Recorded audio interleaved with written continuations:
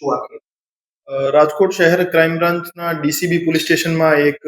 લૂંટનો ગુનો દાખલ થયો હતો. એ ગુનામાં હકીકત એવી હતી કે એક એસપી આંગડિયા પેઢી છે જે સોની બજારમાં આવેલી છે. એમના બે કર્મચારીઓ સાથે આ બનાવ બન્યો હતો. એક એસપી આંગડિયા પેઢીના જે માલિક છે એમને દુબઈના કમિશન એજન્ટનો ફોન આવ્યો હતો. એમના એક માણસને ત્યાં દુબઈમાં 50 લાખ રૂપિયાની રિક્વાયરમેન્ટ છે અને એક ઇન્ટરનેશનલ નંબર એમને આપ્યો હતો અને આ નંબર ઉપર એમને સંપર્ક કરી 50 લાખ રૂપિયા અહીં રાજકોટથી મેળવવાના હતા અને પછી દુબઈ ટ્રાન્સફર કરવાના હતા. તો આ કામે જે ફરિયાદી વિરલ વ્યાસ અને એમના એક સાથી કર્મચારી બજરંગવાડી વિસ્તારમાં ગયા હતા કલેક્ટ કરવા માટે. ત્યાં એમની સાથે એક ગુનાહિત કાવતરાના ભાગરૂપે એમને BMW કારમાં બેસાડવામાં આવ્યા હતા અને ત્યાં રૂમાલમાં વીંટી એક હથિયાર એમને બતાવવામાં આવ્યું હતું અને એમનો મોબાઈલ ફોન લૂંટી લઈ અને એમને પાસે સ્પીકર પર રાખી ખોટી કબૂલાત કરાવી હતી કે અમને 50 લાખ રૂપિયા મળી ગયેલ છે, જેથી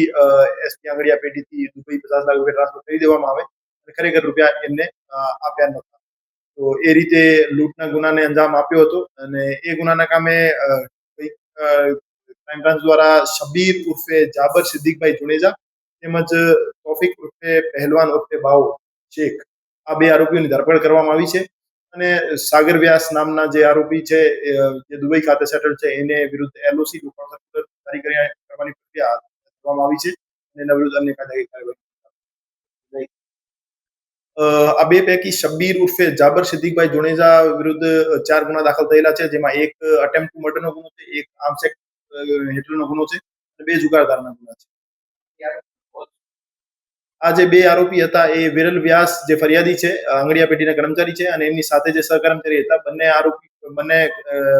ભોગ બનનારને BMW કારમાં બેસાડી હથિયાર બતાવી એમનો મોબાઈલ ફોન લૂંટી લઈ અને એમની પાસેથી ખોટી કબૂલાત અપાવી હતી કે અમને 50 લાખ રૂપિયા મળી ગયેલ છે અને આ કામે ખોટી કબૂલાત અપાવવાના કારણે એમને જે આરોપી છે એમને કમિશન આપવામાં આવ્યું હતું અને એના કારણે જ અહીં ખોટી કબૂલાત અપાવી અને 50 લાખ રૂપિયા ત્યાં